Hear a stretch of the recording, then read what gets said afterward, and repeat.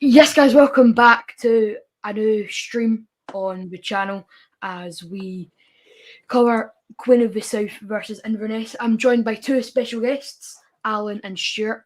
Both of their YouTube channels are linked below. If you want to subscribe, please do.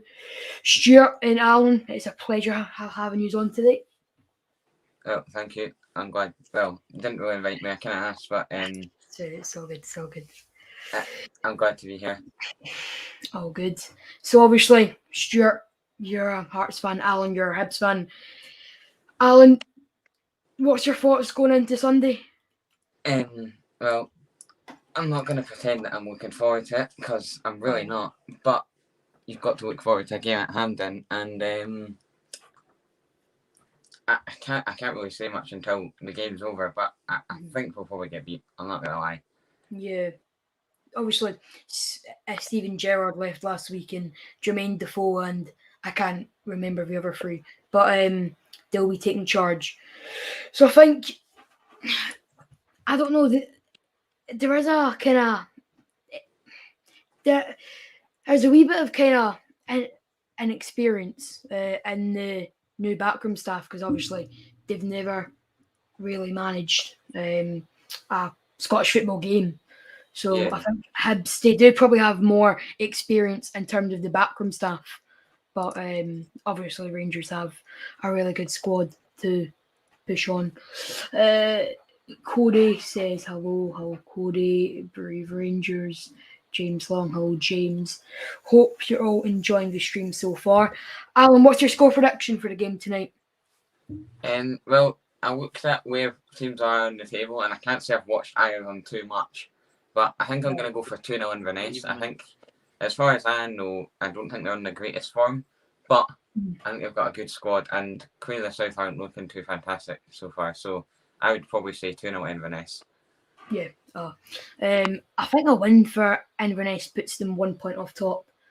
Albeit all the other teams have a game in hand. But should be a good game. I mean, Queen of the South, they've not really hit the ground running, because they are 9th in the table. If they get beat, and if Dunfermline win, Dunfermline could go above them, and then Queen of the South would go bottom. But they've only won one game as well, and they could be coming off bottom just like that. No, exactly. Obviously, speaking about Dunfermline, they appointed John Hughes. What's your thoughts on that appointment?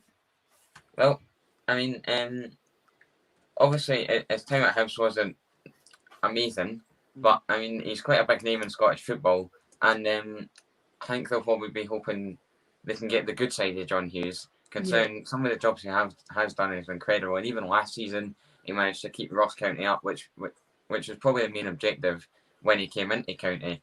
So I mean obviously the objectives went from winning the league to staying up for Dunfermline this season, but I don't see why, if they come off bottom by the end of this weekend, then I don't see why they can't be pushing up into the middle of the table and even the playoffs at that rate. Yeah, definitely. I mean, it's been a bit of a kind of weird start to the season, because obviously you've got Arbroath, who are pushing to get promoted, which is quite mental considering they're the only part-time team, I think, in the Championship. Yeah. Could be wrong. But it's pretty mental in that case that they're pushing to go up. And then you've got Kilmarnock, who's top of the table, which was pretty much expected, to be fair, because they've probably got they're probably too good to be in the Championship, to be fair. Yeah, and then you've got, who's second again? It's Rafe Rovers just now. John McGlynn won the manager of the month, which was quite good, because, to be fair, Rafe Rovers, for the team they've got, they are probably doing. They're probably overachieving, because they're second in the table. They got into the playoffs last season. And I believe that was the season they got promoted as well, from League One. So I'd say they are kind of overachieving. However, they have obviously signed people like Christoph Berra, Ethan Ross, some good talent for the Championship. But I think well, they should qualify for the playoffs because they're 5 points from fifth. I think they're 3 points off top just now. But if you look at the table, so the top 5 are separated by 5 points, are both with 24 and come on at top with 29. And Ayr are 6th with 13, and Dunfermline are bottom with 10th. So all it would take was a Dunfermline win, Ayr, Hamilton, Morton, and Queen of the South all to lose, and all of a sudden Dunfermline are in 6th place, just like that. Yeah, exactly. Just shows how kind of close that league is. Especially talking about close leagues. Look at League One. There's like 4 or 5 teams so kind of close together. There's Airdrie, who's top of the table, and to be fair, I didn't expect them to be even in the playoffs. I thought it'd be Falkirk, Cove, who's the other one? For Falkirk, Cove, Alloa, and Queen's Park, but obviously I've been proven wrong. Stuart is back. I'm just waiting for connect. Is that him there? Hello. Is that him back? There he is. I think that is him back. I think. Stuart, how are you doing? Mate, I'm good now that my Wi-Fi is no longer full Wi-Fi and actually working properly. I am good, mate. Hopefully get a decent game tonight. Yeah, absolutely. I was speaking to Alan about obviously expectations for Sunday. Obviously, you're a Jambo fan. What's your thoughts on your start of the season? I mean, it's quite unexpected. We didn't expect to do so well. I thought we'd maybe be languishing in the bottom 6, but the fact where we are just now is brilliant. Hopefully we can maintain that. With the Old Firm not playing this weekend in the league, we can maintain the pressure there. Yeah. Yeah. You have Celtic away on the 2nd of December.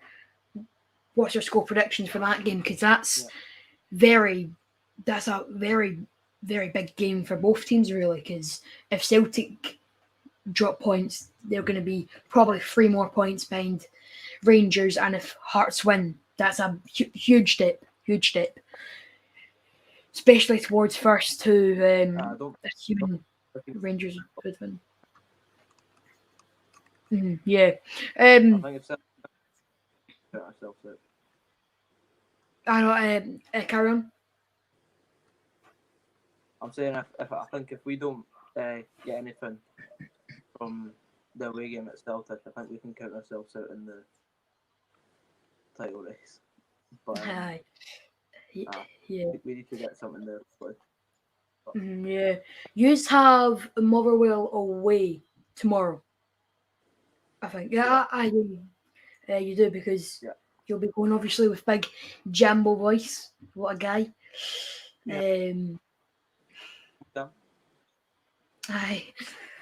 What a guy. What's your thoughts going into tomorrow? Because obviously that I'm sure Cam will be predicting a win.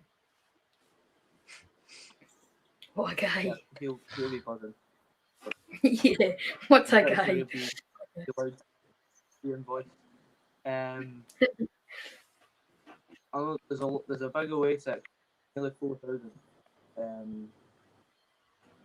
It must be nearly as many as the home fans. So, I'd say 3-1 for tomorrow. Yeah. A win would be good for you because obviously, as you said earlier, the old firm teams, they're not playing this week due to cup action, so they should definitely get 3 huge points. I've just saw Queen of South YouTuber, Ewan Brown. He was just on the TV there. I feel like I recognise the name. I think he does vlogs. Because I know he used to. I'll tell you just now. What's his name? Ewan Brown? Aye, it's EUAN. Isn't there? Guess who's there? Big Cinch, what a guy. We cheers. Ian Brown. Teams are coming out now. 1,000 is not bad, right? Aye. Mm. Well, he did do vlogs, but his last one was 3 months ago, and that was air against Dundee United. Mhm.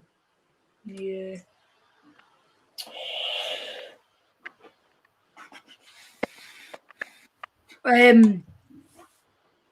Inverness' side is relatively strong. They've got Billy Mackay, obviously ex-Ross County player, Sutherland, Kirk Broadfoot, obviously ex-Rangers player.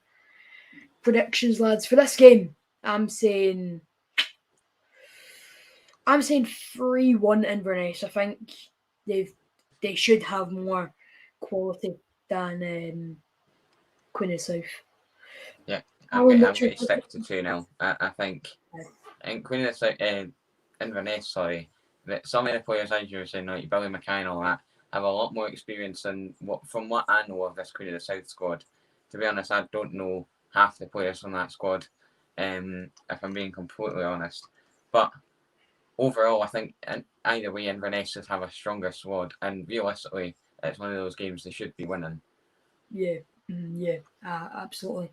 Another talking point in the wonderful world of Scottish football is obviously Ross County and Inverness are rivals, and a lot of Ross County players go to Inverness, and then obviously vice versa. Would you say that kind of puts down the hatred of the derby? No, not hatred, but would you say that stops it from being a really good derby? Because obviously it's not a bad derby. Definitely, because I think you wouldn't see that in like the Edinburgh Derby or the Old No, Firm. yeah, But exactly. it doesn't change the level of derby just because players go back and forth. However, I think because of the level, see if Inverness were in the Premiership, I don't think they would exchange players personally, because I think it's more the level that you're playing at.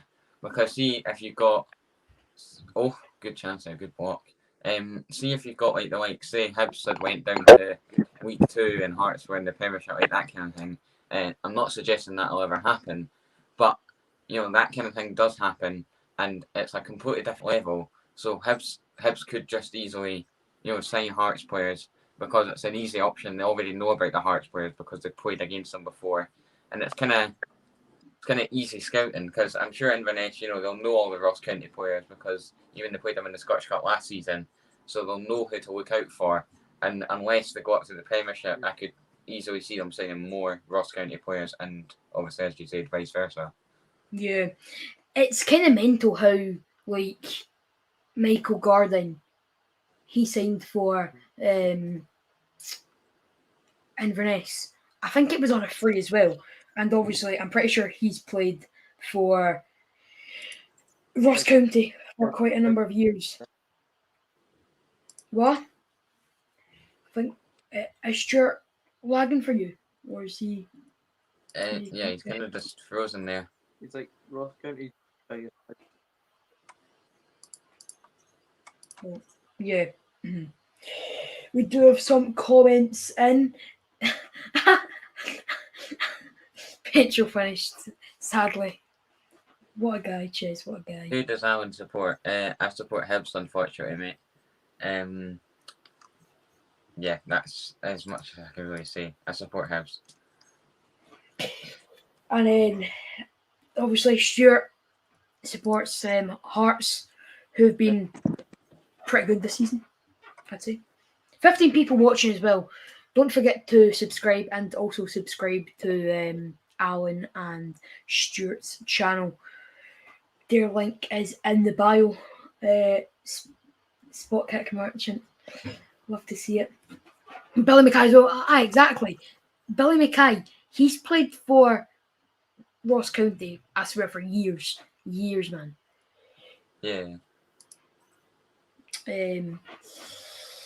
Fair enough. United defeated. Stu is unfortunately Spanish. He's a Benidorm merchant. Pencho, unfortunately, a pen merchant. I will just Prem discussion loyal. See, that's what you want to see. That is what you want to see. Prem discussion loyals. What a group chat. What's your score prediction for the Celtic game tomorrow?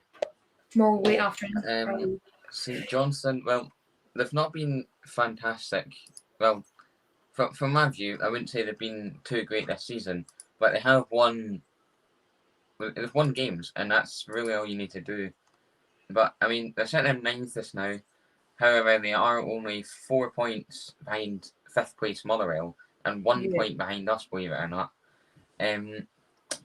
So, it just shows how easy it could flip. And I mean, St Johnstone are not a bad team. And obviously last season they won the Cup double. I don't see why they couldn't do it again. However, good save. I don't see why they couldn't do it again. But obviously with Celtic and Rangers both being in the semi-finals this year, as opposed to be putting out in the early stage, I don't think they'll win tomorrow either. And personally, I'm probably going to go for 3-1 or 3-0 Celtic. Yeah, I said 3-0 because purely because we played them 2 weeks ago. I wanted to say that. We played them a few weeks ago and we won 2-0 in a fairly dominant game because they've not been too good St Johnstone this season. I mean, obviously, they went to Galatasaray and scored. That's massive for them. Yeah. Given, they're part of St Johnstone. So that's quite good. Great. Rachel Pencho, for God's sake. Radio voice. Great play, but 4-0 Celtic, I'd be delighted with that because then that should set us up hopefully for an all-Irish final. Green and white. Hibs. Right. We'll maybe sell 12,000 for that game. I went for a walk in the park and I noticed that oh my God, Orange wave. That's thumbs up. Class guy, Harvey. See, Alan, you've got a new subscriber. Fat W. Yes, indeed.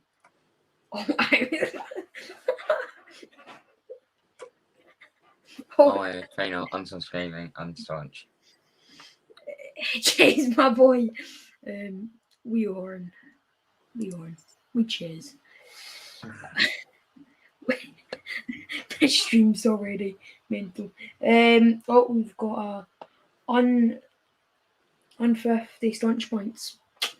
I do apologise, Tara. I do apologise.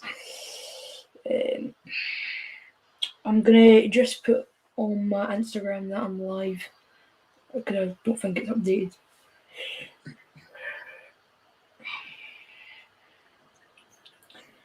Shouldn't have thought well organised. I think I underestimated them because they seem very calm on the ball. As I said that, he just warmed it up, but they don't seem to be put under any pressure, and I think that seems to play into their hands because every time I've noticed Queen of South get the ball, they seem to kind of put their foot on it and wait. Yeah. Mm-hmm. Standard. I see this guy here, Alan. He's been non-stop going on about you, right? He goes to my school. He's one of my good pals, right? His name's Jack Gormley, and I swear he's a huge fan of you. Always goes, well, mate. See, Jack, what a guy.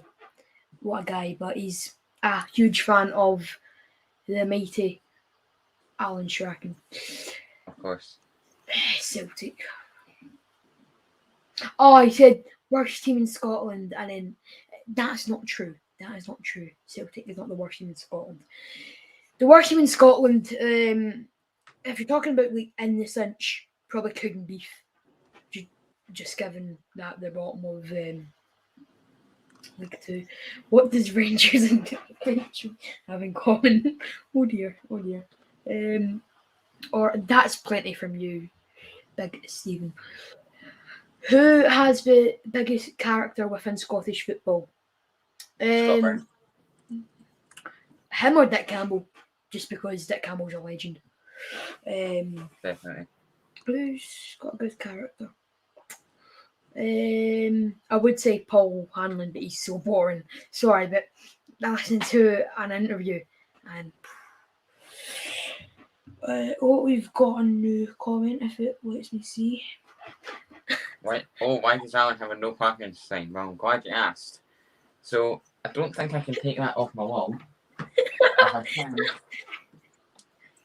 Yeah, that's not coming off. Right, so basically, after Hibs won the Scottish Cup, basically there was a parade the day after, and so in Leith there was loads of no parking signs like across the road to stop folk from parking there, obviously because of the parade. And so my dad thought it'd be a good idea to take one, and there was always a big blank area on my wall, so I thought, why not? And I just put it there for the sake of it. And but it looks pretty good. But everyone asks why it's there. And if I was to move my bed, which I can't, it says Sunday the 22nd of May 2016. So Look what was said. yeah. Thoughts on Two-one Scotland? 2-1 Hibs. What a guy. Thoughts on Scotland, as in the country, best country in the world, but as in the national team, we're The definitely best country in the world. But the national team. Obviously, on Monday we played Denmark in a fantastic game, in which we won 2-0, courtesy of a John Suter goal and then Che Adams goal. Oh, here's going south. Number 10 is that Aidan Fitzpatrick puts in a ball. Oh, what minute are you on, Lauren? I'm on 11:02 now. Oh, geez, so I'm 12-14 at the moment. Fair enough. Who's your second team? Second team, either Tottenham or Caledonian Braves, purely because I'm in the media team. But who would say yours is?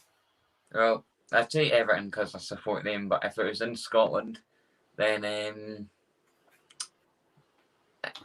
to be honest, I like most teams outside of the Premiership, and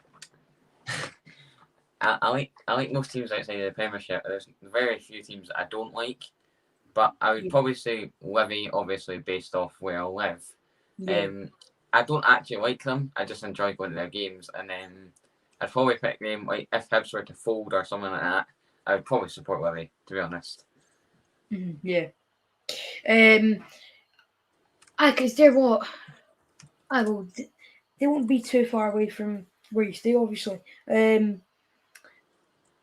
I think Livingston this season they got a huge point against Celtic. That was 2 weeks ago now, when Giakoumakis sadly missed a penalty. Sadly, no marking on my watch. Those stats are ridiculous from that. Mad respect, Alan, for doubling Livy's attendance every so often. What was it going to check? Yeah, Celtic against Livy, the stats. I mean, Celtic had something like 800 successful passes compared to Livingston's like 80. Yeah, exactly, yeah. Like, that should not be happening in a Premiership game. Hold on, I've got statistics here. Celtic had 881 passes to Livy's 154. Accurate passes, 799 to Livy's 80. Yeah. That is ridiculous. Exactly. Yeah. Yeah, it is. I think that's why... Oh, here comes Quite South fault. Yeah, that was a bad chance wasted. What's the biggest game you went to? As in club-wise, probably Celtic versus Rangers, probably cup final. I'd say maybe. I think. I have to say Scottish Cup final for us. I mean, I don't think there's anything that comes close to that. But I've not been to particularly big games before. I've just been to Hibs, Everton, and I've been to a couple of United games as well. But it has to be the Scottish Cup final no matter what, just because they like the build-up and that kind of thing. And obviously to see them win it, although I was 9 and had absolutely no clue what was going on, it was a pretty good moment. Yeah. Was you sitting just behind the goal? I was not. I was a section away from the Rangers fans. So, see how it says?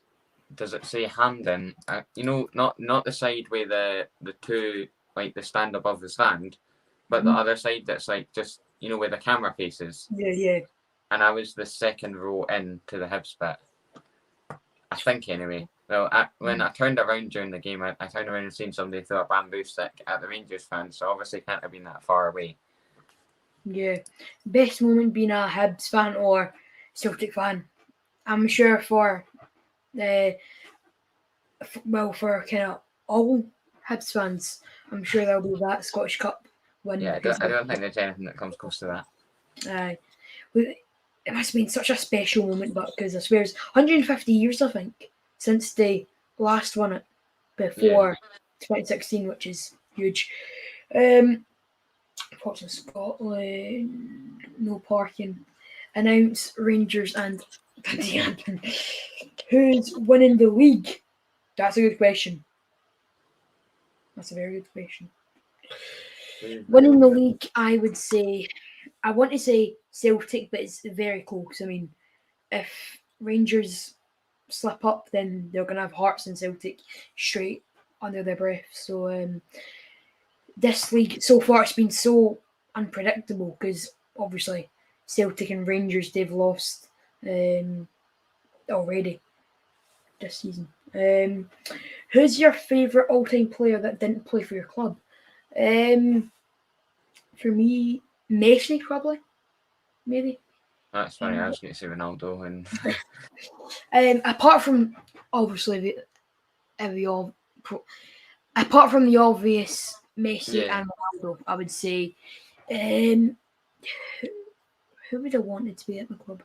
Probably James McLean. No, I'm joking. Kaká, probably. I thought he was very good. That's fair. There's loads of players, but to be honest, not many that I absolutely loved. I've got to be honest, I love watching De Bruyne play, even though I hate Man City. De Bruyne is a player that I love. Oh, and it's a penalty to Inverness. I think that's a penalty. It's slightly rash. I think he's slid in too early. Or too late, rather. FM, I've got FM 22. I've got to say with Dundee Utd going on, sort of. Ops on Aberdeen this season. They've not been that great, obviously. Start of the season with Glass, many fans wanted Stephen Glass out. Well, you can see why, because obviously they went on a huge kind of losing spree, and well, they drew against St Johnstone, and did they get 1-0 Inverness? Oh, it's good penalty. Yeah. Standard vlog tomorrow, I think so. Fraud bit. What's your thoughts on Neil Francis Lennon? Well, I'm going to use. Here's a replay of the penalty. It's always a penalty. It's a fraud bit. Max, that's poor from you, Ewan. Predictions for Dundee United versus Aberdeen. I'm going to go for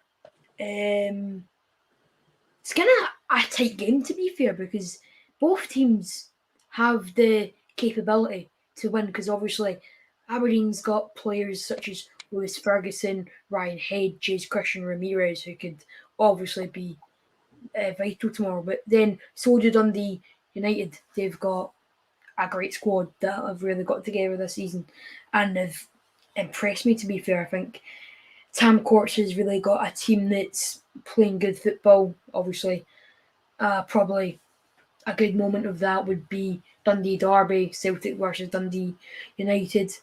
I know it was only 1-1, but to be fair, they probably should have won 5-0 from. So there's a man, the myth, the legend, Stuart. Sorry, Troop. Sorry. No worries at all, bro. But, what's your thoughts on the game so far? Oh, I didn't even know. Supposedly. What are your thoughts on the game so far? This game, it's been alright. Inverness has won the lot, which is expected, obviously, through a Billy Mackay penalty. Monadons, there's Xander. I'm a legend. Nah, Aberdeen for the title. Okay, Liam. Rangers looks held at top. Don't ask silly questions. Yo. Boris Johnson says, who do you think will be the runners up to Rangers? So he's obviously said Rangers are to win the league.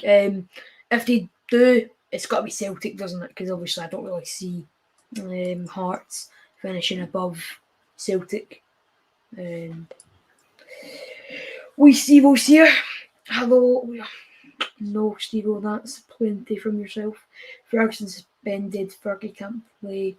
I think that could be a blow, I think, maybe, for Aberdeen, because obviously Ferguson's been quite pivotal for that Aberdeen team over the last 2 or 3 seasons. For Hibs, who would you say is your kind of star player? Because you could easily say Nisbet, but you do have not this season. Aye. Well, I'd say probably Martin Boyle, but Martin Boyle doesn't seem to show up he doesn't seem to show up in the big games. And then when you've got a star player, you need them to show up in the big games, as opposed to scoring the goals against the likes of St Mirren and all that. I mean, no disrespect to St Mirren, considering we buy all our players off them, but I think Boyle, and even so far McGuinness has impressed this season. Every time he's played, or we've not lost a domestic game while he's been playing so far, and obviously we've lost 4 in the bounce, all 4 of them without Kyle McGuinness, and even he was scoring and assisting all the time at the beginning of the season, and overall a very good player. But at the moment, I wouldn't say we've got a star player. Nobody's shining, but I'm sure whatever it is, Boyle or whether that be Nisbet come back, Doidge, that kind of thing. Yeah, Doidge, that's a big. I think Boyle is most likely to come back into it, but I can see Doidge scoring on Sunday. I'm not gonna lie, he's a very good player, and against the likes of Rangers and Celtic, he loves to score a header, sit in front of the goalie, that kind of thing. So I mean, I can only hope he scores on Sunday, but as I said, I'm not hopeful. Yeah, it's totally understandable. Alan, give us a song. Alan, give us a song. That's what Lewis said.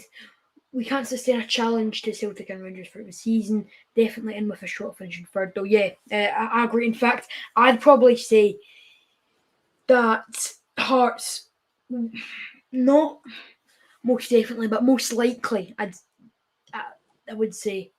They're nailed on. I'd say they're nailed on for first.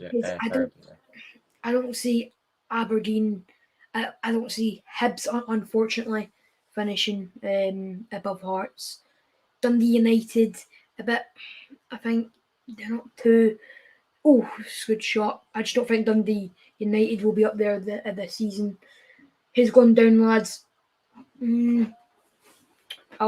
I would say Dundee, but they're 3 points ahead of Ross County. So I'd say probably Ross County. I think it's going down. That's mad. I thought Dundee were bottom, not going to lie. It's a good turn. Carson clears it. Back to the keeper. This is a discussion for everyone. What's your honest thoughts on Scottish football and how is it underrated? Alan, if you want to go first. Well, compared to the likes of your Man Cities and all that, I think immediately you could go straight to the fans. Whether I think it's more quality over quantity in Scotland, and outside the old firm, I think, and maybe Hearts, Hibs, and the kind of teams on occasions, most attendances aren't fantastic. However, the quality and the noise and just the passion that Scottish football has is second to none compared to the likes of the Premier League and those kind of leagues. And I think that's just the start on reasons why I would happily pick the SPFL over, any other league. And because even you look this now, Inverness against Queen of the South, I mean, that's some trip. But just think the Inverness fans that have made that trip, imagine they go home with a win, how delighted they will be. And obviously, I can't tell you because I've not got any sound on, but I can imagine they'll be very glad just now. And I just think, compared to the Premier League, I think we're more about the football in Scotland as opposed to the money. And then I think that's a big difference compared to the Premier League and French League and all that. Yeah. I think, as you said, another kind of key factor is, well, it's the cash, really. We saw a good example, Newcastle getting taken over. I mean, you wouldn't see clubs like Livingston getting taken over by the body of Saudi Arabia. Hearts are finishing second, potentially. Terror Talk, Aberdeen. I don't think they'll be going down. Celtic will be champions, hopefully. Harsh on the mighty well. Actually, to be fair, Motherwell have done well. I think Motherwell have been pretty underrated because at the start of the season, I think they won 3 or 4 games, or even they were getting draws and that kind of thing, and then obviously they got that draw at Ibrox, and I think they kind of went under the radar despite the fact that they were doing really well, and I couldn't tell you what their recent results are. I'll go check this now. They're sitting in 5th just now. They're sitting above Hibs. It's funny I should say that, but 1 win in the last 5 for them. They've not won before the Ross County game. They've not won since Aberdeen in November. So sometimes they maybe look better than they actually are. But I think Motherwell are a team that you have to watch out for because they're one of those teams that just pulls off shots left, right, and centre. And I have no doubt that whenever they're playing us at Easter Road, they probably will beat us. To be honest, because Hibs don't really like to play Motherwell. It's been made clear recently. Obviously we beat them at the start of the season, but last season we struggled against them a lot. And they're a strong team, and I really rate Graham Alexander. I think he's done well with maybe the resources that he's had, especially Kevin Van Veen. I think that was an excellent signing, and just a player with experience that can put it in the back of the net. But a team like Motherwell, that's exactly what you want. Yeah, exactly. As you said about Kevin Van Veen, obviously he's a striker. In terms of ability, I think he's kind of like Christian Ramirez. I think he can really use his body well. He can get across of defenders. He can use his head well. Obviously, he scored a few headers. So I think Graham Alexander is definitely assembled a team that could finish in the top 5. All about Aberdeen is the best page. SPFL Analytics is clear, mate. You know the guy who runs it, top lad. Stuart says, realistically, Hearts, Hibs, Aberdeen and Dundee United will be battling it out for European spots, and one who will miss out. Who do you think will miss out and who could break in? So, obviously, Old Firm teams, they're destined to qualify for Europe. I think it's between 3 teams. I'm going to say Hearts. I think they're nailed on to get European football. I'd say, I don't know about Aberdeen. I'm going to say Dundee United. I think they'll finish 4th. Hibs, I think will finish 5th. I think Hibs, how can I put it? Like, you haven't really had the, I wouldn't say greatest of starts because to be fair, you did start very well. I think we had a good start, but a start that kind of flattered ourselves, and I think some of the results made us look a lot better than we actually are, or than we actually were rather. And I mean, we got a really big win over Ross County when we beat them 3-0, but I think the problem with us is our results, because even the attendances this season have been shocking. Admittedly, they've been shocking, but I think we seem to have this kind of form drop every single year.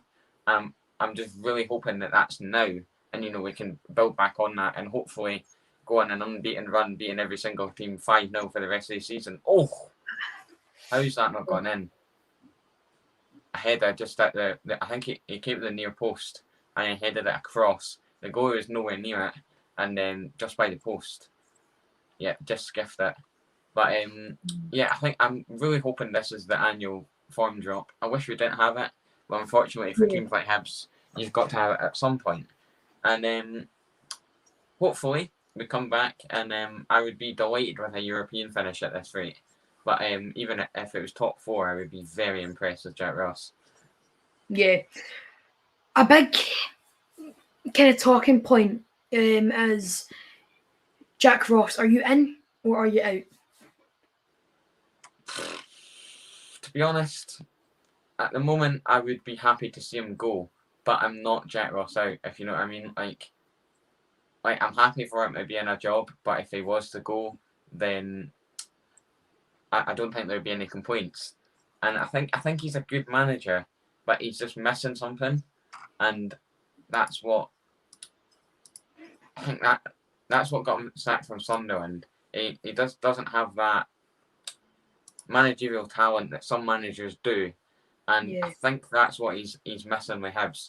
And if the form drops, we lose on Sunday. What's that? Five games lost in a row, I think. We lose that on Sunday, and then we've got Ross County on Wednesday. 6 in a row. I think Ross will probably be gone by then. So over the next week, he's got, a lot to prove. Yeah, no. We Ruben says Kyogo or Don Thomas. Alan? I think it's pretty close. Pretty cool. If I was offered Kyogo or Dom Thomas, to be honest, I think I'd probably pick Christian Deutsch. But realistically, Dom Thomas is probably the best player in Scotland, and it has to be Dom Thomas for me. It's got to be Don Thomas. I think Ruben will be very happy with that. Just approaching now the 32nd minute now. How do you think Queen of South is played so far? Because they have been kind of under it, kind of from the start. Inverness has been fairly dominant, and it should be 2 or 3. Yeah, I think the ball's been in the middle of the pitch quite a lot, but when Inverness have had attacks, they've been quite good with it. And as I'm saying that, they're on the attack again. Even some of those players, they're not fast, but they have the ability to get forward very quickly. And I think they've got very good counter-attacking play. I'm really impressed with that. And that kind of counter-attacking play can get you wins against the likes of Hibs, Hearts, even Old Firm, because that's what beats them. You let them attack you, and you just bring it back. But even this season, or this game rather, I think they've kind of waited for Queen of the South to lose the ball in the middle and then take advantage of that. And they've done really well so far. Obviously, they went up the pitch and managed to get a penalty. Yeah. Ewan Milligan says Doidge will change Hibs' season. 3-5-2, McGuinness in behind, Nisbet and Doidge could be dangerous. What's your thoughts on that? 3-5-2. I'm not sure because we've not got full-backs who can play centre-half. We've tried it with Doig, didn't work, and we've tried it with McGinn. And we actually played 3 at the back for quite a long time last season. But I think our main goal just now should be getting a left-sided centre-half to replace Paul Hanlon, rather than making the situation worse and playing Paul Hanlon and Paul McGinn at centre-half. Yeah. But I could definitely see why that would work. But at this rate, I reckon we just play the same formation or same tactic and with Doidge instead of Nisbet. It's a big call, but I don't think Nisbet's good enough, or he's not been good enough. His body language is really poor, and to be honest, it just looks like he can't be arsed. Would you say a team like Fulham came along and offered a 3.5 million bid for Nisbet, would you take it or would you leave it? Definitely. Yeah, I would definitely take 3.5 million because honestly, at this rate, I'd be surprised if we got 1.5 million. So 3.5 million, even that's massive money either way. Yeah. And the fact that we're even, we're in that position where we're kind of deciding whether to reject that or not, I think it kind of proves how far we've come under Ron Gordon so far. He's really boosted the financial section, and obviously, I think in the transfer window I think we did focus too much on keeping the players, but keeping the players like Nisbet and Doig and Boyle and the likes of them was still a very big achievement because of the high demand for players like that in the summer. Even Ryan Porteous rejected bids for him. I know he may not be popular anywhere outside of Hibs, but still good young players or good players that teams want, teams down south want, and teams abroad want. And the fact that we're rejecting big bids for them, I think it just proves our current financial situation, considering that the beginning of last season, Hibs were the main talking point, supposed to have been skint and all that, been in the academy. And since then, we've managed to turn that around. And yeah, definitely, I'd take 3.5 million for Nisbet any day of the week. Yeah. Mm-hmm. I don't blame you, to be fair, because I think that has been one of the problems Hibs have got. Nisbet, he's lacking that kind of spark that he had last season. I think what Nisbet needs just now is he needs a big goal, or even a good goal that can just bring his confidence right up, or not even confidence, just bring his interest right up. And maybe if he scores a 40-yard wonder goal, he might all of a sudden start to pay interest, and he scores on Sunday and he could completely flip around because Sunday is probably the biggest game of the season so far. So he scores in that, and well, I hope he scores either way. But he scores in that, I would really hope that he comes back from that and starts scoring like he was last season. Because 14 goals in the league last season, I think, was very, very impressive considering he just come out of the Championship. So I hope to see Nisbet like that again before he does do the inevitable and go. But we'll just have to wait and see. Definitely. DJ Vass says, alright lads, hello. Jamie McCarthy's ideal for Hibs in a back five. What do you make of that? I'll keep it short and say I've watched Jamie McCarthy enough, and I think he's a good defender, but I think we would just be basically replacing Paul Hanlon with another Paul Hanlon. I think he plays very similar to Paul Hanlon. I think personally he's only rated because Paul Hanlon is actually an alright defender, but he would be a good defender in St Johnstone, like that kind of thing. So I think we need to aim higher if we are going to go for another centre half, which is why I'm really glad we're looking at Stuart Finlay just now, because he doesn't really get in the game time he would have wanted at Philadelphia, and he's left-sided. He did very well at Kilmarnock, so I can only hope we do something, manage to get him. Has Stuart Finlay been getting a bit of game time? Because, as you mentioned, he's not getting the game time he wanted. I thought he was first team. I could be wrong. From what I read, he wasn't getting enough game time, which is why he was linked to us. If I look just now, he's played 7 games. He started 4, but there's been 34 MLS games this season, so you know. Yeah, not too much. He started about a fifth of them, or played about a fifth of them. Ewan says, I reckon Doidge could bring the best out of him though. I feel like I do get what Ewan's saying. I think with that kind of front two, I feel like Nisbet can make the runs and behind, providing Christian Doidge's return.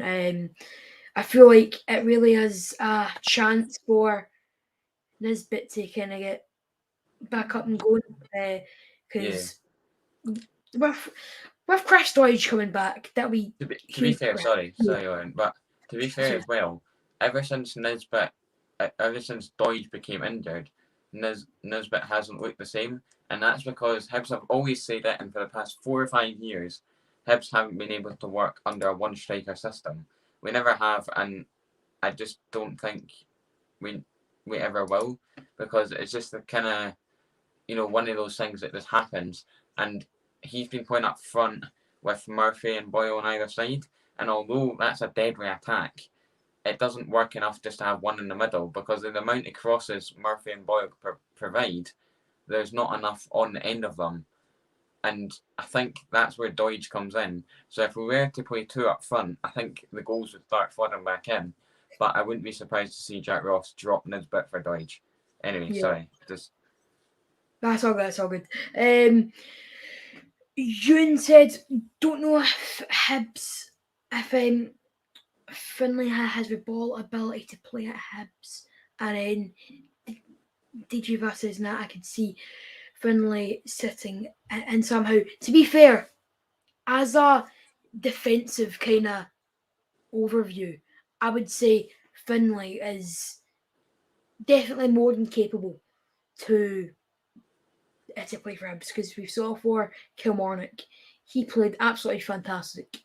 If he kind of put in that sort of kind of performances, then yes, I could definitely see him doing well at Hibs. Yeah. Most likely player to leave for Gerrard, in my opinion, Kent, Kamara or Golden. Yeah, I agree. I think it'll be Kamara and Kent. I don't think it'll be Golden, purely because is Golden better than Tyrone Mings? Probably not. Is he better than their next defender that they have? Probably not. Kent, don't think he's better than Leon Bailey or Emi Buendia. To be fair, you say Kent gets... Nah, I just don't think Kent would be a first-team player. I definitely don't see him starting ahead of Emi Buendia or Leon Bailey, but I do see where you're coming from for sure. I would say, to be honest, Nathan Patterson.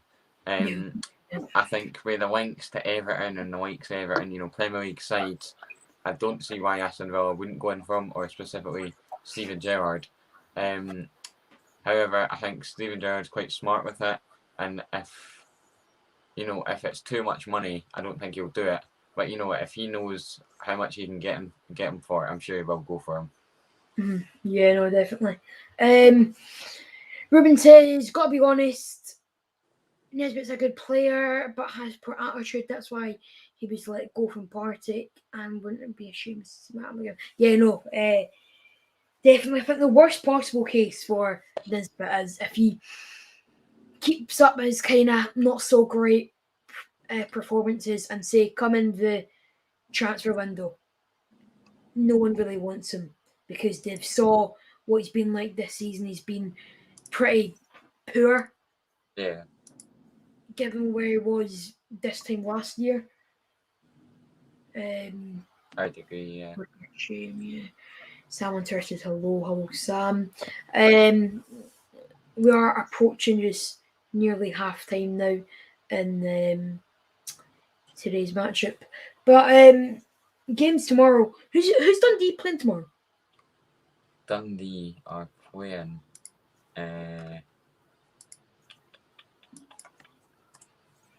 tell you who they played in a second.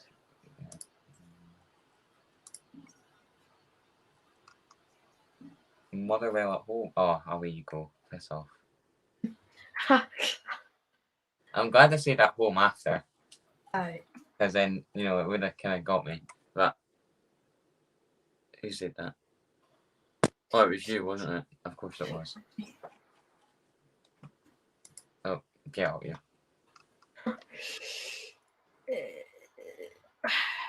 Aye, so obviously Dundee are playing the Well tomorrow. I feel if Dundee do get beat, wouldn't say it's a miss opportunity, but I'd say it's definitely a chance where they could put them under pressure and they could get a result.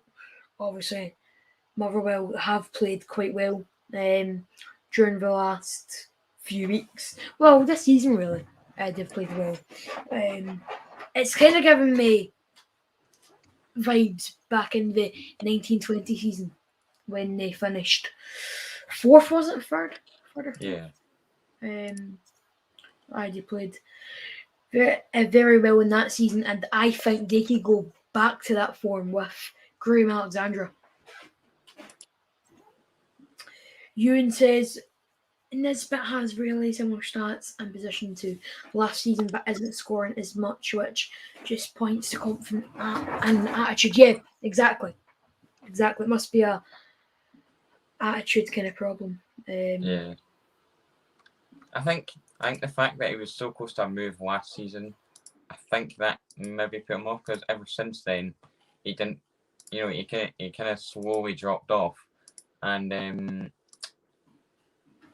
I think realistically he's just pushing for a move, but I don't think he realises that by, you know, not bothering, he's actually making the situation worse, because, you know, who's going to want a player who's not playing, who's going to want a player that's not playing well? Whereas, you know, if you put in the effort, then maybe you'll get that move in January. And I mean, it'll be all the more gutting for Hibs fans. But clearly, if he wants that move, then so be it. Yeah, absolutely. I think it's quite a tricky one, isn't it? Because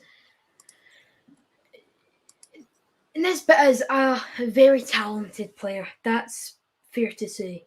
And I think he can go a level above. He could play in the Championship. This is a bold statement, but potentially the Premier League. Obviously, it wouldn't be for quite a... It wouldn't be for the top six by no means, but it'll be a team like maybe Fulham, should they go back up. Team like Norwich. I feel like they could do something. I mean, he is a good player because we've saw him play for Scotland. He was in the Euro squad. And well, just showing that he proved that call up. And I'm sure I would have been delighted with that. So that's just a kind of... That's an example of how well he's done during the kind of course of the last year or so. But talking about the Scotland squad, do you think we will qualify for the World Cup? I'd love to say yes, but based off the teams we can get in the playoffs, to be honest, it'll be very difficult. And the only way I can see us getting through is us playing like we did against Denmark on Monday night, every time. And we're going to have to play like that, you know, every time we go into games. And it needs to be a cup final. Every game's a cup final kind of mentality. Because it is. Because, you know, you lose in the semi-final and you're out. You lose in the final and you're out. That kind of thing. You win in the final and you're into the World Cup. The amount of money that generates, just the Scottish FA alone, is like sensational. And not even the money, if we're going off of money, we're more focusing on the enjoyment. You know, imagine how good it would be for our generation just to be able to see Scotland qualify for a World Cup. I mean, we've seen what it was like when we got qualified for the Euros. So I'd love to see us do it again, but on a bigger scale. Yeah, no, definitely. Feel like we definitely can qualify. It's just we've got to have that luck of, should we qualify for the final, we've just got to have that luck of not getting Italy or Portugal, because let's be honest, home or away, we will not beat I would say Hibs. We'll get pumped off Italy and Portugal. I know Portugal got beat off Serbia, but I mean Portugal has got that much quality that they could pick us out within minutes. They've got Ronaldo, João Felix, Bernardo Silva, the list goes on and on. So I think they've got a very strong squad, and as do Italy, they've got players like Federico Chiesa, obviously Donnarumma, fantastic goalkeeper. They won the Euro, so it'd be quite scary to think Scotland could play Italy in the playoff final. Ewan says the English leagues are far more ruthless than the Scottish ones. Can see him regretting taking a championship move. Yeah, potentially. Robbie says, evening lads, was a great appointment for us. I'm buzzing. To be fair, I've said this to my mates and they disagreed, but I think Giovanni Van Bronckhorst is a better manager than Steven Gerrard. Yeah, well, I can't say I really know too much about Van Bronckhorst, but from what I have seen, I'd say he has more experience and he looks like a more. I think his approach to games seems to be a lot more exciting than Steven Gerrard said. Although Steven Gerrard played attacking football, I didn't think he played exciting football. Yeah, no, definitely. Van Bronckhorst, I think he's got that kind of talent of not. I wouldn't say dominated leagues, because I don't think Rangers will do what they did last season. I don't think they'll do that in next season or the season after that, because I think that was purely a one-off. And I know that that's so easy for me to say that because I'm a Celtic fan, but I feel like it was a mix between Neil Lennon and Celtic crumbling and then Gerrard playing well. And under Ange, I don't think Celtic will really have that great fall again, just given how well we've played this season. I just don't think we will take a massive crumble. Shirt says, I think we'll win the semi, but not the final. That's what I think. I think we'll get a team like Macedonia, and I think we will beat them because obviously it's at Hampden. But I just don't see us winning in the final. Robbie says Scotland are doing bits at the moment. Chatham is on fire. Yeah, I agree with you. So somebody says, oh, hello. Robbie says, yeah, I'd say that too. All credit to Gerrard, who's left us in a very good position. He stuck with 10, improved so many players. Yeah, exactly. He's done very well. It took him some time. It did definitely take him some time because obviously he won his first trophy 2 years after he joined. And the 3 years he was at Rangers, there was 9 trophies in total he could have won. He won 1. I know that it makes Gerrard sound that he's not done too good, but trust me, he took over that Rangers side when they had players like Bruno Alves, Clint Hill, Lee Hodgson, players that probably couldn't even get a game in the Scottish Premiership now. Yeah, and they were truly the banter years when Celtic were winning 4-0, 5-0, 5-1. And to just see from where they were 3 years ago to now is a testament of how well he's done on the pitch and obviously behind the scenes. Ewan said, watched a lot of his fine firing over the past couple of days. Some of the football is unreal. Seems far more attacking but less possession heavy than Gerrard. Yeah, exciting football, kind of what Ange plays, and less possession. So the next Old Firm on the 2nd of January could be set to be a very good game. Considering the team he picked up, I think he did it. Yeah, aye. Because Rome wasn't built in one day, and that goes to the same for Steven Gerrard. It's going to take him seasons to kind of build a squad. Well, not seasons, I say transfer budgets. Because he spent massively. The first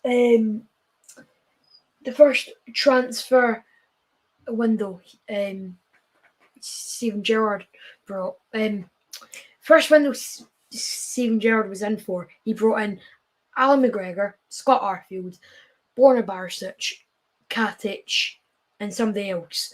All 4 players are still playing for Rangers, albeit Katic is on loan, but all 4 players were first team last season. Stephen Davis and Joanne Defoe on the second transfer window. Stephen Davis is still first team. He's like 38.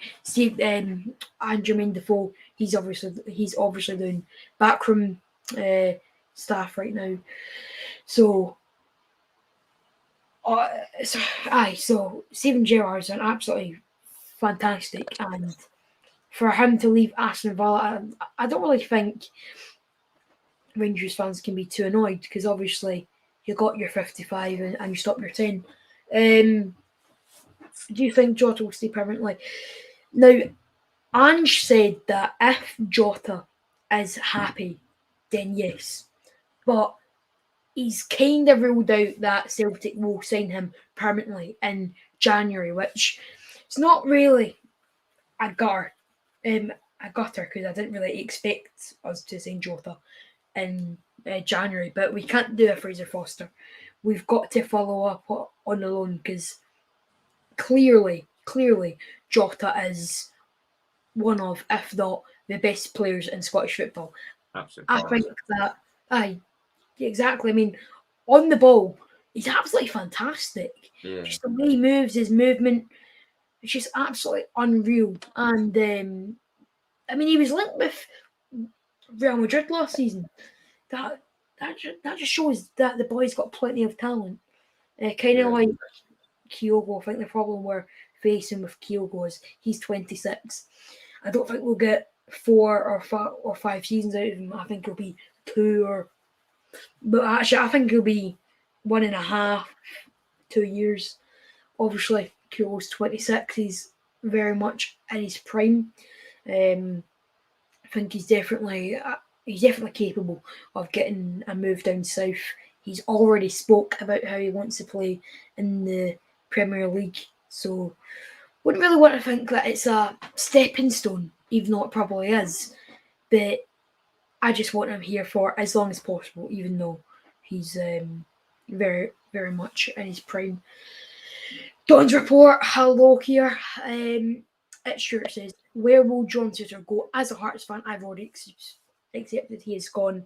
Now, obviously for Hearts fans, it'd be absolutely fantastic if he just magically signed a 2 or 3 year deal. But I think he'll go down south. I don't think he'll be the Premier League. I think he'll be somebody like Cardiff, Blackburn, a team that is top half of the Sky Bet Championship. I think he's John Souttar. Obviously, he's a really good player. I mean, he's been linked with a move to Rangers. I don't think if that would be the right move, to be fair. Don't think. I just can't see John Souttar being first team for Rangers. Yeah. Robbie says, imagine Kit and Jota in the same. That would be frightening though, wouldn't it? Very mental. We've got the cinch championship game. So we've got the Dunfermline versus Ayr, Kilmarnock versus Arbroath, probably the highlight game in that league. Partick Thistle versus Partick Thistle versus Hamilton Accies, and Raith Rovers versus Greenock Morton. What's your score predictions for all 4? Dunfermline beat Ayr, Kilmarnock, Arbroath. Well, I think Dunfermline will win. I feel like Yogi is going to have that team under control now. and as I said earlier, I do think they're going to end up coming top 5. Hold on 1 second. I just want to check like positions and all that.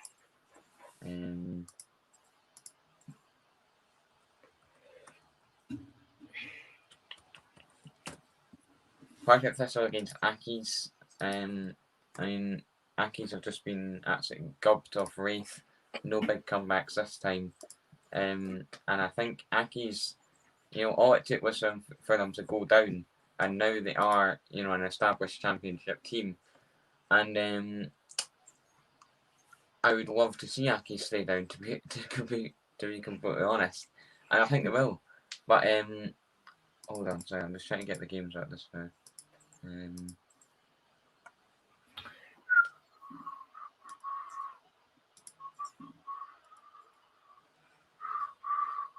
think that's the second half is starting on mine.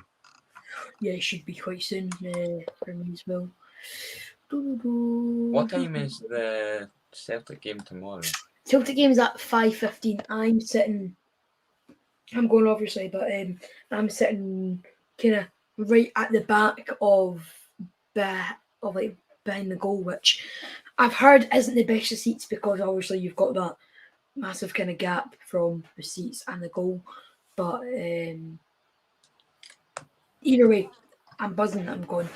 And it's a 5:15, I think. Pretty sure it's a 5:15. That'll be. I assume there'll be Spanish games on tomorrow because they have the rights to Premier Sports, don't they?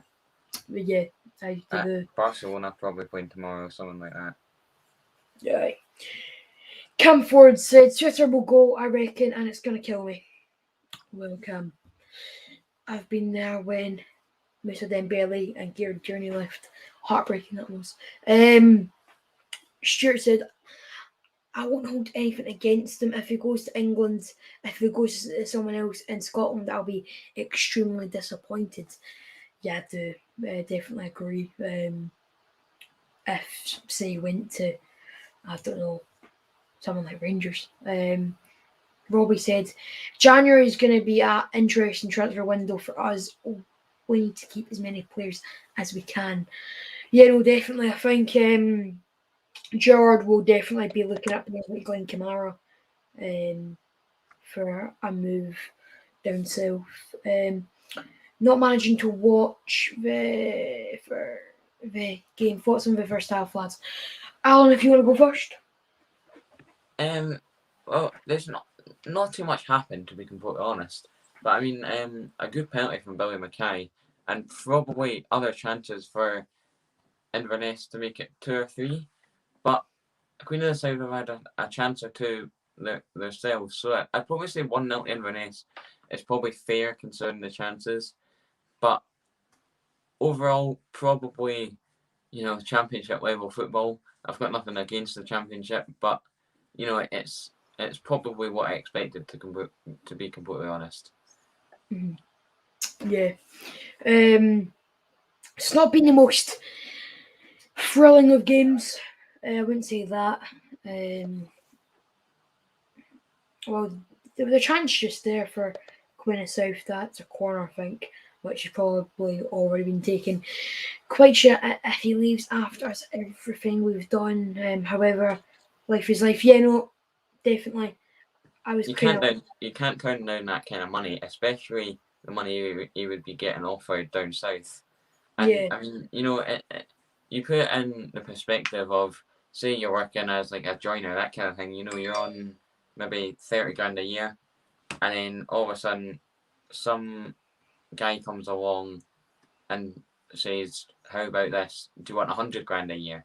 It's one of those you cannot turn it down because no matter how loyal you are or how proud you are of something, that kind of money difference, it's second to none, and you can't turn down that kind of that kind of money, whether it be going from Liverpool to Everton, going from Man City to Man United, going from Celtic to Rangers. If there's more money in it, like significantly more, then there's no point in rejecting it. Yeah, no, definitely. There's no point in being a hero and staying at Hearts instead of taking that move. It could be going, you could go to West Brom where you'd be on like 25 grand a week. That kind of money is ridiculous. and why wouldn't you choose that over the club that you support? Yeah, I fully agree with you there. I think that example of that is Jake Hasty for Motherwell in the 2019-2020 season. I think it was February when he started getting on form. He scored like 7 goals in 14 games, and then he got his move to play for Rangers. For him, he's surely got to take that opportunity, because say if he dips in form or if he gets injured and never comes back the same player, he will never get that offer again in his career. It's a one in a lifetime offer for Jake Casey a few years back. He had to take it, because if he didn't, he'd be risking everything, because it's not just him, but it's his. Oh, and that's 2-0 Inverness. It's Billy Mackay again. Is that a brace for the striker? Yeah, good header. I think it was a cross in from the right, and he kind of just like nodded it on and managed to get a bottom corner. Oh. That's a very good header, to be fair. That should be Inverness on that game, Noah. Yeah, home and hosed. Yeah, very good header. I think the keeper has to do better there. But look, see, I don't know if you're seeing the same replay as me, but that number 18 in the middle for Inverness had so much time in the middle there, and the same with the winger. He just crossed it in so simply, and Billy Mackay just had to get a head on it, and he did exactly that, and he put it in the bottom corner. Good finish, and probably deserved it for Inverness. Definitely. This is a kind of a example of how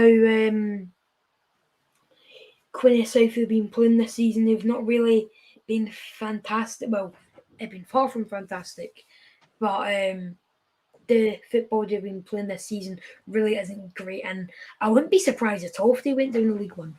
Yeah. We've got a few comments in. Yeah, Kamara, Barrett will be the main ones. However, I won't hold anything against them. Stuff just happens. Got to let it flow and see what happens. Yep, definitely. That's a good header. A talking point within the fantastic world of Scottish football is Falkirk. Now, this is a statement, not a question, but they've been playing very. It's been a mixed bag, I'd say. Obviously, they got beat 3-0 to Airdrie, which is far from good enough. Considering that Falkirk 6 years ago, they were in the Scottish Cup final, and 6 years later, they're getting hammered 3-0 off Airdrie. Airdronians. It's just not a good look. Yeah. For the fans, for the staff, and just for neutrals as well, because they're just going to be laughing at Falkirk. And to be fair, they have been a bit of a laughing stock this season. It's got to be said. Yeah, very good play. Number 23 for Inverness, he did like a kind of ball roll and put it through the guy's legs. They absolutely sent him, but the centre half had it covered.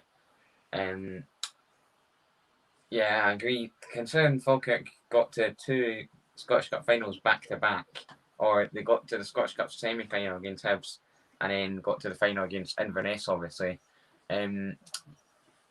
Just such a downfall from then on. It's a shame to see, because especially, I'll be honest, I hate Falkirk, but a club their size, they're basically just the Sunderland of Scotland.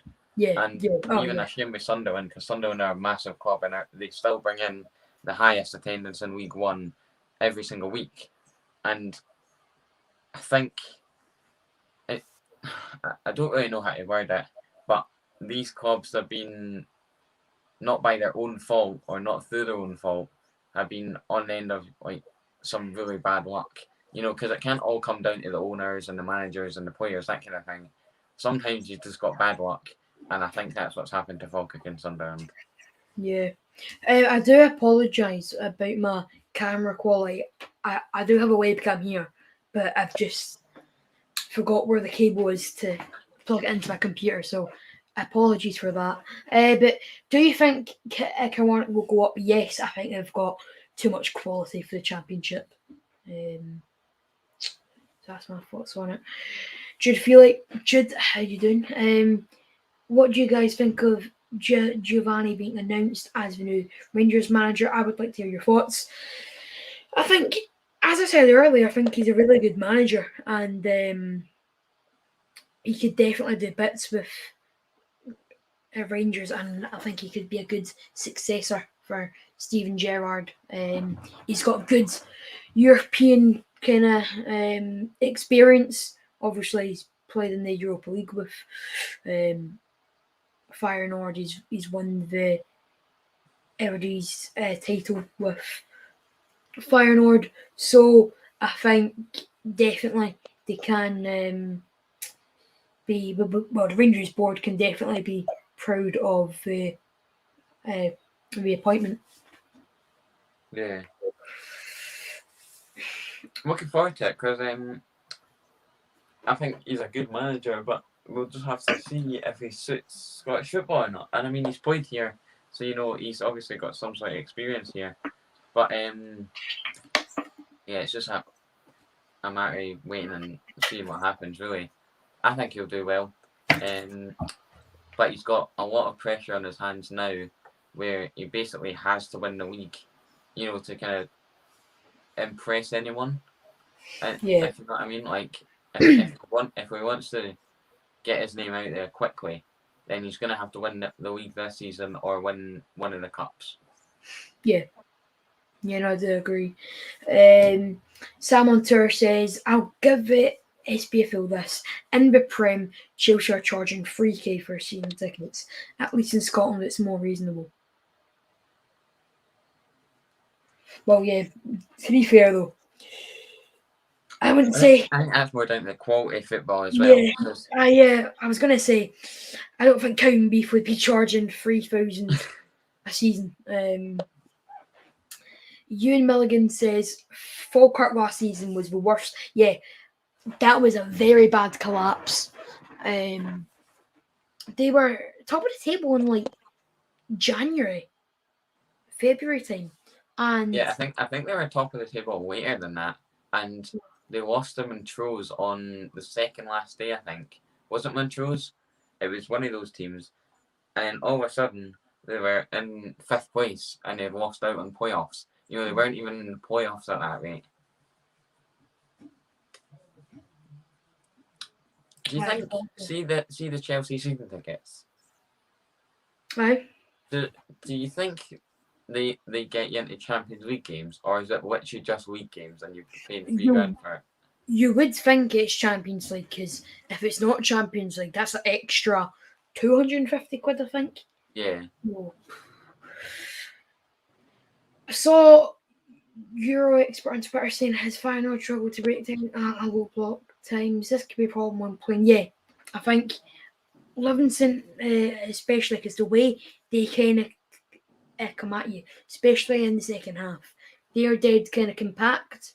And say Nicky Devlin, we saw this at the Celtic Park game, when the ball went out to Jota or Abad, I think he was playing, or even Kyogo, very sharp to kind of close them down and preventing threat from Giannakis, except from the penalty, obviously, where the backhand from Abaloy to Kyogo. Yeah, a brutal challenge. What was your thoughts on that? Because obviously it was a red card. To be fair, I wouldn't say it was a red card, but at the same time, very stupid. Yeah, like you've literally done it straight in front of the ref on the 94th minute in the box. Theoretically, yes, it's a penalty because he's backhanded him. Kyogo had every right to go down like that, but I think the way that he went down was a bit over the top. But I mean, you're in that position. You're drawing 0-0. Then I think you really do anything you can, to get the winner. And then what an awful penalty from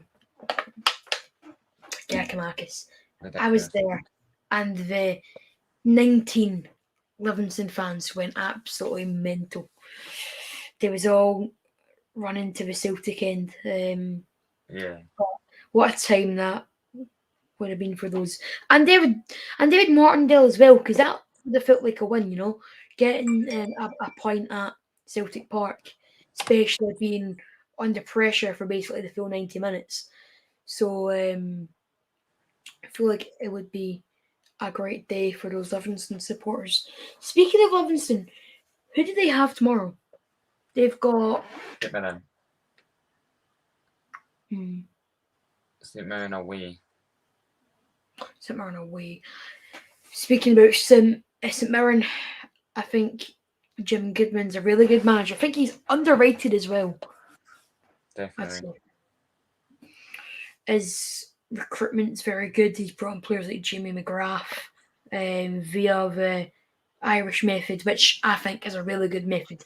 And it's good we're seeing more methods within Scottish football, with Ange going to Japan, Hearts going to Australia, Hibs using the American method to get the St Mirren network, actually. Yeah. Sign any midfielders that St Mirren sign. Aye. I wouldn't be surprised if you signed Jamie McGrath. I know. Ewan says, best set of managers. Yeah, exactly.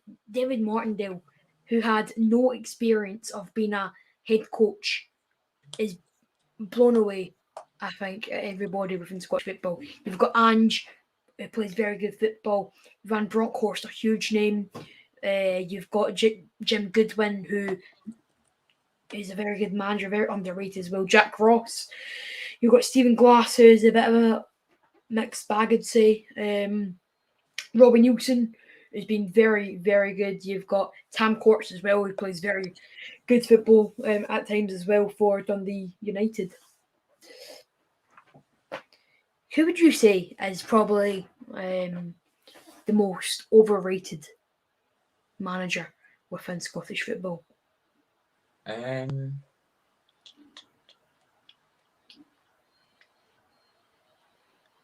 Oh, tough one. To be fair, most managers that get their ratings, most of them are deserved, because it's a lot easier to rate a manager than it is a player, I think. But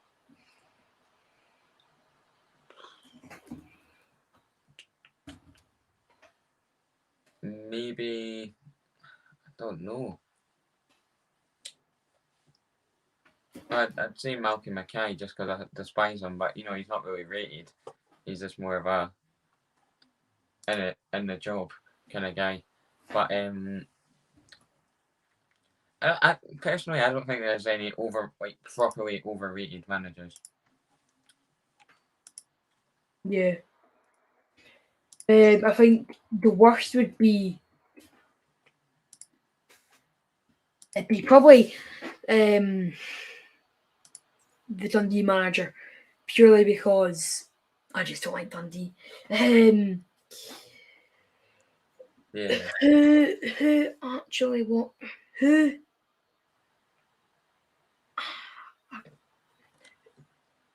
I'm assuming he's trying to say who actually watches Scottish football. I'd be no. Never mind. Majority of the folk in Scotland, mate. But I think going back on the overrated manager, I do agree with you. Jesus Christ, Harry Cochrane's coming on. Harry Cochrane. I mind when he was 16, he was getting links everywhere. He's coming from the south. Jesus Christ. Fall from grace.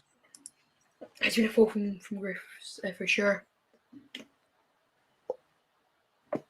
Oh, just needed someone there to nod it in. It would have been 3-0 Inverness.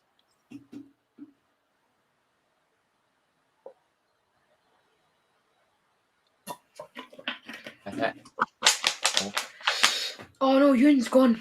sadly. You know, it's fine. You've sparked some debate, so you could stay if you wish and spam if you like. Helps out the stream. And make sure you subscribe if you haven't already. Off to write for a mighty fan culture. Won the fan culture. What's your opinions of the team so far? So, all 12 of the Scottish football. So, start off with Celtic. They've impressed me, to be fair. Although we have lost to Livingston and Hearts and Rangers, I do think we have played really good football and just kind of got Celtic playing again, and wouldn't be surprised if we did win the league. And I know that sounds so cocky, but Nah, I agree. I think you all win the league. Yeah.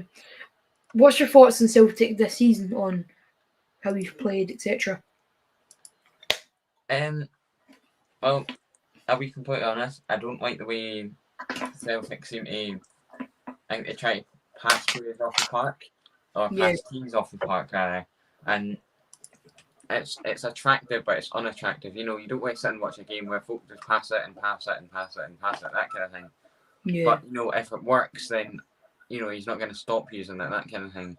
And I think the Celtic have been alright. It took Ange maybe a wee bit longer than expected, like, to get started.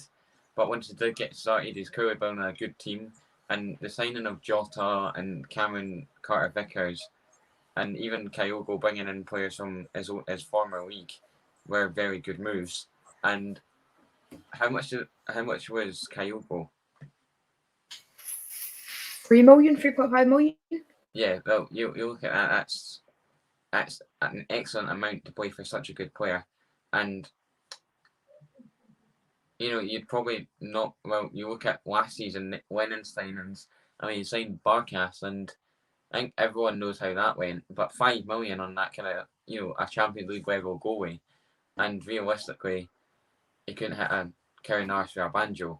And some managers, you know, they've got their own skills, and I think Ange is one of those managers that has good recruitment, and he knows who to look for. Yeah.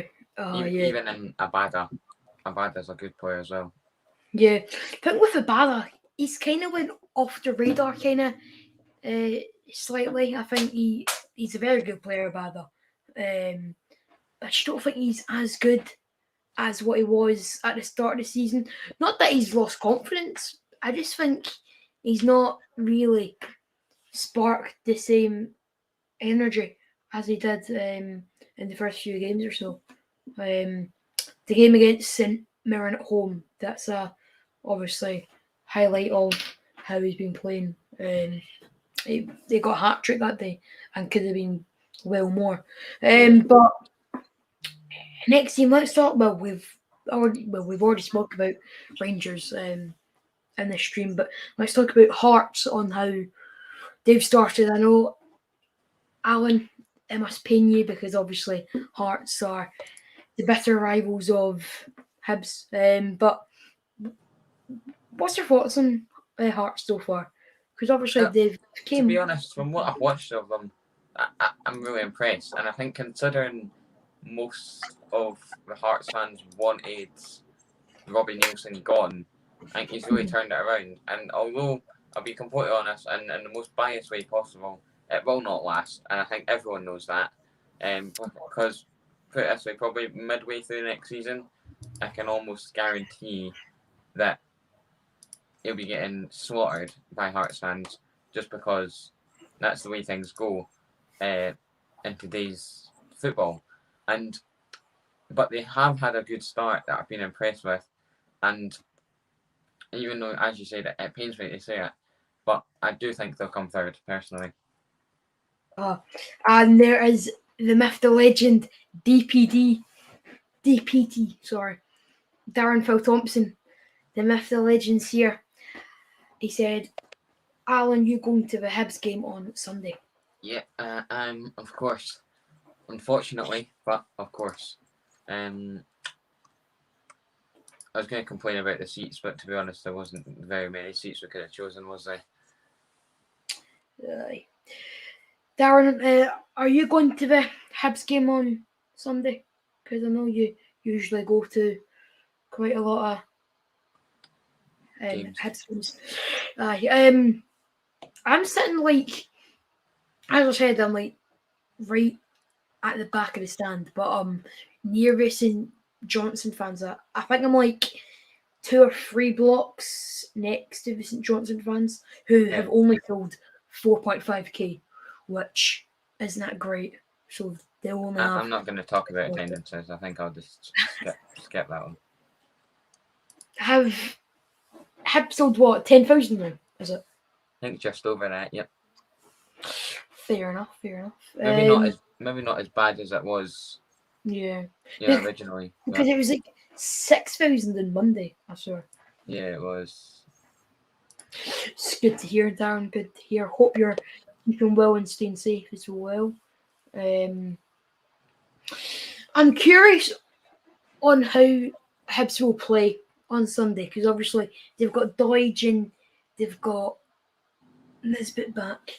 Well, Nisbet wasn't really injured, but obviously they've got Doidge back, who could be a huge player for Hibs, as we've seen over the last few seasons.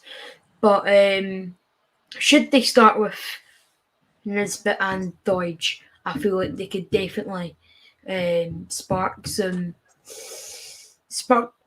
kind of quality on Sunday, and they could definitely cause Rangers a problem, because I'm also curious on how Rangers are going to set up with Jermaine Defoe in charge.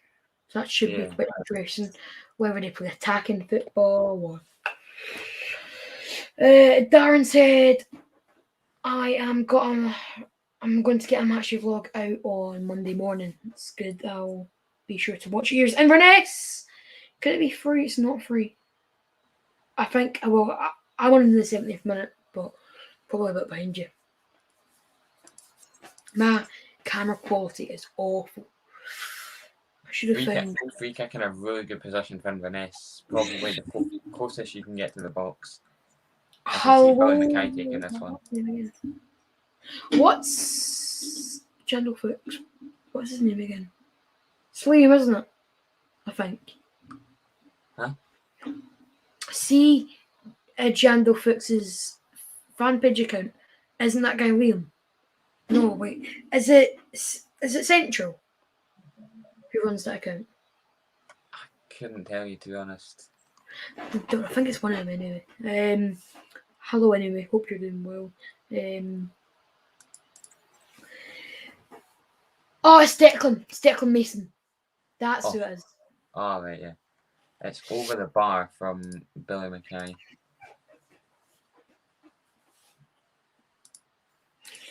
Don't think Billy Dodds will mind that too much. He's played well today. I'll be honest with you, and just now, I'm doing a Fort William career mode on Football Manager 21 on my computer. Because, why not?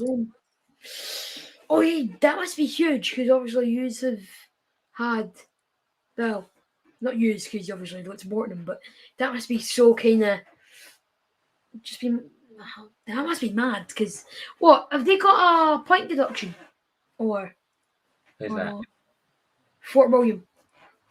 I can't tell you. I don't pay too much attention to the leagues at the moment, but probably. I mean, see on your Football Manager, did they start with a point deduction? They did not. This is 21 though. I've not got 22 yet because I'm waiting until I get on the computer. Have you won a game yet with Fort William? I won a friendly against Vale of Leven. my next game's Forest Mechanics, but before that I need to actually build a squad, because at the moment I have got 12 players. Darren said, did you see my video yesterday? Yes, I did. Very good video. how'd your day? My day went pretty good. It's Friday today, so that's good. After stream, I'm gonna watch a view from the terrace. Goated show, goated. So yeah, like and subscribe if you want to see more streams like today. And also subscribe to Alan as well. Everybody beats Vale of 11. I mean, it's Leafing, but okay. Boris Johnstone. That must be a shame for the Vale of Leafing fans. I mean, I don't think they've got fans as such, probably just kind of locals, but that must be a shame for their manager. Because, like, you've got to wonder, though, like, how are they that bad? Because, see, in the... Yes, you are the goat. You are the goat. You are the goat, Dazzler. You are the goat. You've got to ask yourself, though, Vale of Leafing, they play in the Lowland League where all the rest of the teams are part-time and they're not that great. So how are they so bad? It just doesn't add up. Yeah, how is it actually possible? Yeah, exactly. Like, all the rest of them are plumbers. 2-1. Queen of South have a goal back. We've got a game on our hands now then. Streaming is poggers. Right, lads, turns out I don't need that shoes. We get in the weekly a view from the terrace. We are Ewan, we are. Well, what's the time? So show starts in about 1 or 15 minutes. Over, mate, that's mental. Look at that stat. 100 goals conceded in 16 games. That is diabolical. That's spineless. Ridiculous. I mean, surely, like, the Lowland League board, like, I know this technically, I don't think it's even possible, but surely after a season, they've got to expel them. Yeah. How are they not relegated? Can you even get relegated from the Lowland League? I don't know. Honestly, like, if you can get relegated from that, then realistically you should not be playing. No. It was a good goal, to be fair, from... Don't know who it was. I'm going to try and watch it on his goal to see if it will be any quicker. Yeah. Oh, Ryan Day. Okay, there might be a bit of sound for this for 1 second or so. You're signing for 2 years, mate. You're signing for 8 months. Oh, for God's sake. You can probably hear a bit. Oh, it's gone now. Thank goodness. Right, I'm on a 76 and 17. What's that? I'm on 76 minutes and 25 seconds. I'm on 76:57. Nicely done.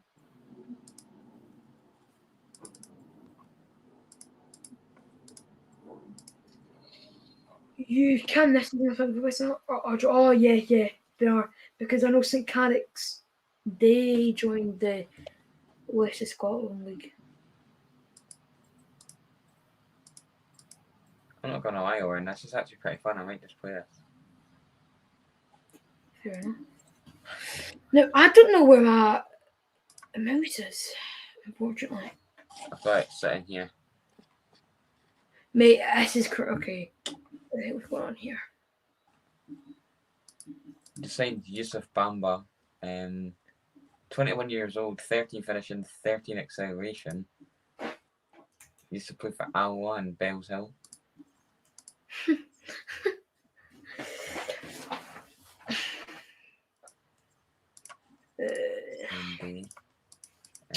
Okay, people watch now. Change the title to 4-4 football unit here and watch along. To be fair, seeing Twitch like every Friday night, I might start doing FM saves.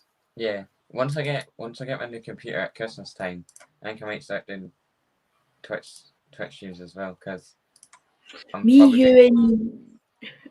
Karen. I think I'm probably going to try start streams because I'll probably get quite a fast computer. Yeah. And, if I do it, it'll be a lot easier to do so. So I'm hoping I could do that. But, it's not something I would want to put all my commitment into because my commitment is still currently on my YouTube channel and my Instagram. Yeah. But we'll see, I suppose. What was I going to say? Me, you, and Stuart could start some FM. Yeah. Obviously, when you get your laptop. I'm doing a Caley roof save at the moment, and to be fair, we're doing all right. To be fair,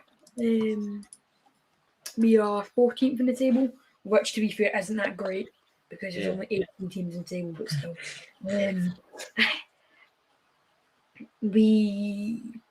Our last game was Celtic B, got beat 4-2.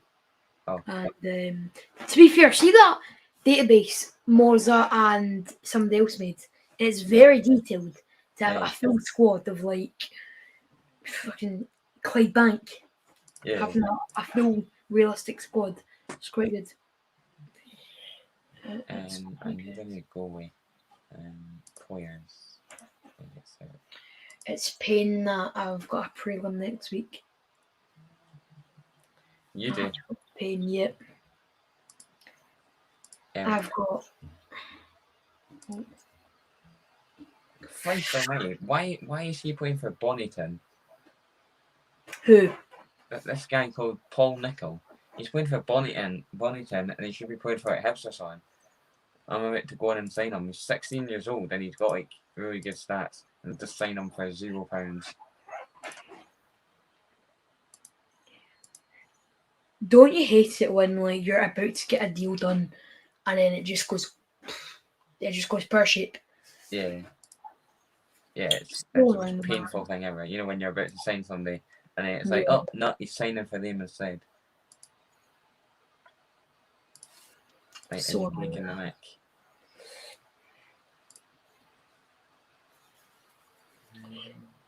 What's the minute? We're at the 81st, I think now, so we've got 9 minutes left. Yeah, mine's 81:07. Oh my God, Billy Mackay. Oh, Billy Mackay's inches away from a hat trick, but he hits the bar from the edge of the box, and then the two wingers seem to have a bit of a mismatch, and I think he tried to switch it over to Billy Mackay, and instead just played it straight into the feet of the Queen of the South defender, but very close there.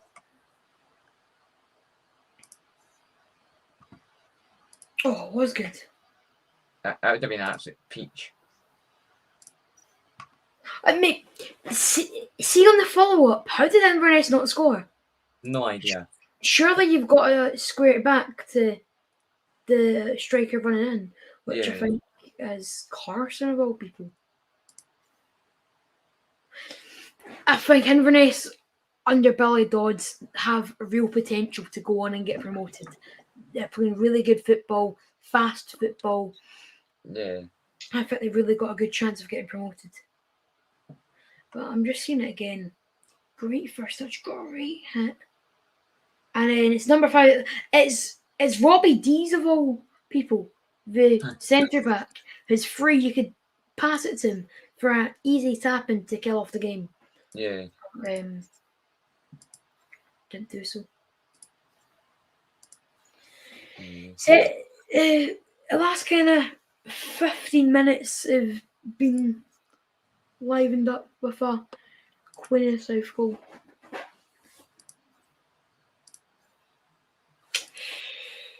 Mark Ridgers claims. They just offered £100 for a Gartkian player. What a guy. He wants a £1 unused substitute fee. So they can buy a Kinder Bueno on the way back for games. What is the point? You could offer him a meal deal and that would be worth more. Yeah, exactly. Free meal deal every time you're an unused sub. Just bring a one in the 92nd minute. I might do a Falkirk save, to be fair, because I've got FM on my laptop and FM on my mobile, which I find it's quite. It's obviously not the same, but it's much easier, and Yeah. I play it when I'm in school, just to make me unbored, if that's a word. So I might start a Falkirk save, try and get them promoted. Yeah. Take some inspiration in your famous Falkirk save when you got them to win the Champions League. Literally famous after getting on Football Manager memes. How did that happen, by the way? Just like, what was the secret to that? Well, to be honest, I DM'd him it and just kind of hoped that he would reply, and then I realised that he actually reads all DMs. So I just kind of got quite lucky and then posted it and got like 7,000 likes. But see, like, winning the Champions League with Falkirk. Oh, right. How the hell would you do that? I basically just kept winning, and then loads of players wanted to sign for me, and I got given like very good save from Mark Ridges there. That could have been 2-2. And basically I got given like ridiculous amounts of money, so I was just signing like I signed Yusuf Makoko way about 5 years before like FM22, like 2027, 2028. Ended up scoring like 400 goals in like 5 seasons or something. Like it was some ridiculous amount, and I think he was the one that made the Champions League, and I did it 3 times in a row. So, see when you got promoted to the Championship. Yeah. How much money did you get for that? Oh, I got 100,000 odd, but I put it onto my wage budget, so I got like Stephen O'Donnell and that, players that instantly went out of the contract. Aye. It's a good idea, to be fair. That's what I always do. I literally only sign free agents until I get to like the latter stages of a career. Yeah. Do you know what?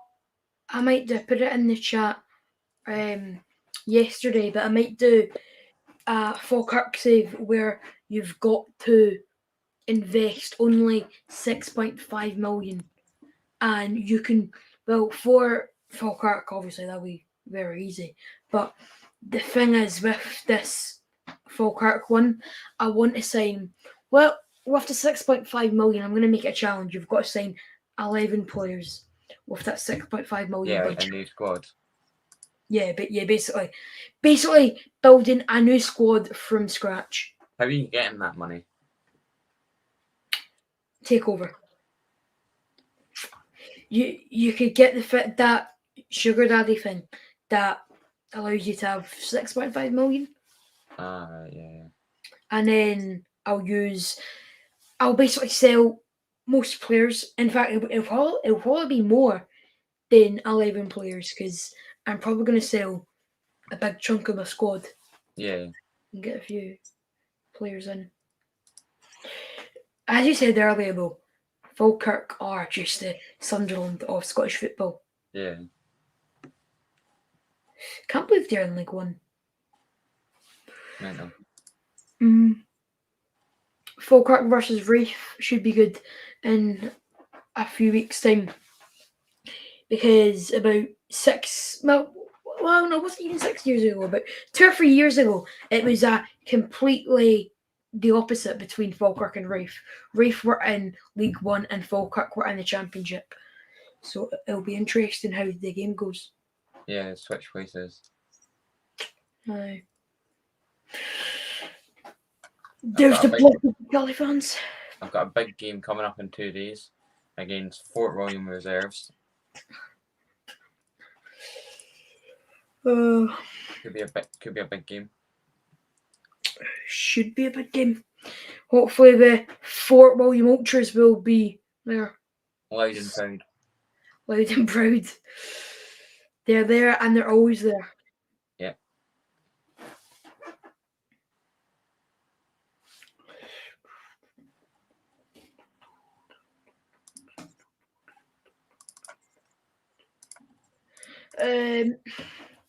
Have you seen any funny moments in Scottish football? If so, what moments were the funniest? Alan, if you want to go first. Funny moments. Well, it's pretty dire being a Hibs fan, so probably Mark Oxley scoring from his own box. That was pretty awkward when he just booted it and then all of a sudden it bounced over the post and it was in the back of net. But other than that, not really. I probably had loads of moments that I've not. Holy shit! I beat Fort William Reserves 4-3. Oh my gosh! What is this? The two players scored 3. That's why. Right, Oren, I signed a player called Thomas McInnes from Clacknacuddin, and he's got really good stats. He's 19, and I was like really excited to use him. And he wasn't in the squad. And I was like, where is he? And he's just scored a double against me in a friendly. He's in my reserves. If you wouldn't laugh, you'd greet. Just approaching injury time.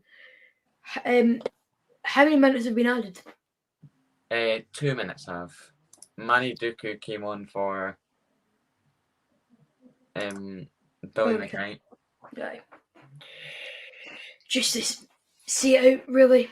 Yeah. I'm surprised that Queen of the South haven't made that attacking sub, really. Because you'd think that they'd be wanting to win this match. Yeah. We're gonna set up another friendly against the Fort William Reserves. We're gonna keep doing so every single day. Every single day and night. Max Johnstone hasn't really done well today. I feel like he struggled.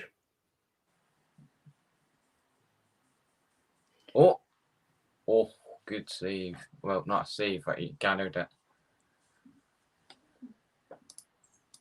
12 people watching. To be fair,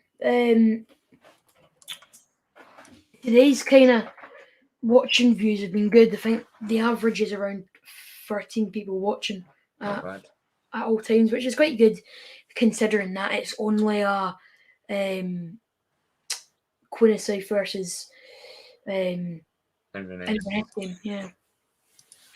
The peak viewing was 19 people, which again is very, very, very good. So a massive thank you if you guys have tuned in today as we approach the final moments. About what? Inverness is 10 things left to go. Oh, boom! Look at that. 2-0 win against the Fort William Reserves. Clean sheet as well. Yusuf Bamba apparently went over and shushed the Fort William Reserves supporters. How many folk do you reckon were there, Oren? 95. 0. There's not a single soul at the reserves game. Yes, do you reckon that like there's, I don't know, like a Man United reserve fan or like a Celtic Colts fan? Well, they're probably just supporters of the first team that follow the smaller team as well. Exactly. And that brings the game to a close as Inverness beat the Queen of South. Comment. Being a small streamer sucks sometimes, but you'll get there eventually. Absolutely. Yeah. In all fairness, it was quite a dull game for most of the game, but it did liven up for the last 10 minutes or so. Thank you guys for watching. Really do appreciate it. We will hopefully be back sometime soon with Stuart if he does fix his internet. But anyway, thank you guys for watching. Be sure to subscribe and like, and also subscribe to Alan as well. His link is in the description. Don's report coming in. Spadder will be happy to write. But anyway, guys, thank you for watching. Goodbye.